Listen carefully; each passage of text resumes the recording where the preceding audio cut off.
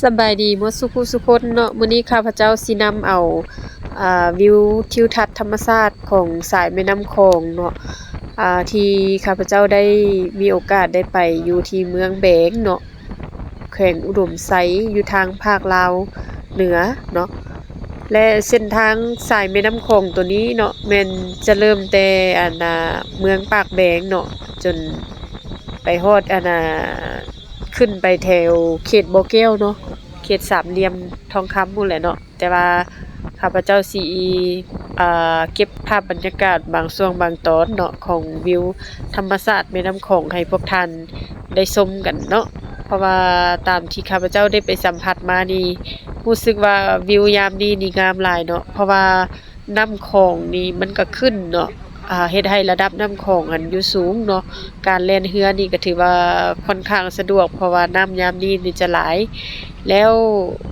สองข้างของแม่น้ำโขงนี้เนาะ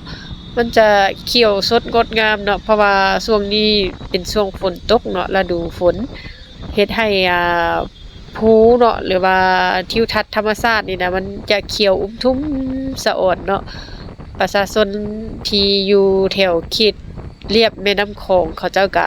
สิได้เฮ็ดให้เฮ็ดสวนเนาะเฮ็ดให้ข้าวนี่แหละเฮ็ดให้สาลีเนาะแล้วจึงเห็นว่าโอ้ทิวทัศน์ภูธรรมชาติเฮาหัน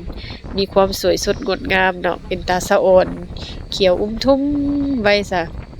ข้าพเจ้าก็เลยว่าอดใจบ่ได้จิว่าอันเก็บภาพบรรยากาศงามๆนี่มาให้พวกท่านได้ชื่นได้ชมนำกันเนาะและหวังว่าทุกคนก็คือสิมักภาพบรรยากาศหรือว่าภาพธรรมชาติของสองฝั่งแม่น้ำโขงเนาะที่อยู่เมืองปากแบงคือกันกับข้าพเจ้าเนาะอันนี้เป็นนอกจากที่ว่าเรืออันตัวนี้จะเป็นเรือใหญ่เนาะที่ข้าพเจ้าได้ลองเรือใหญ่ไปหั่นนะนอกจากจะมีเรือใหญ่แล้วเนาะบางครั้งอาจจะมีเรือเร็วเนาะเรือเร็วจะเป็นเรือจักรน้อยหั่นเนาะที่ว่าเขาเจ้าบรรจุคน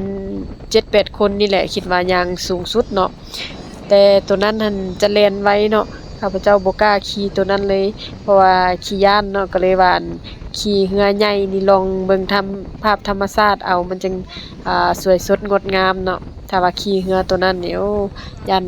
จับภาพบ่ได้เลยภาพธรรมชาตินะและนอกจากนั้นเนาะอันนี้จะเป็นภาพที่เก็บ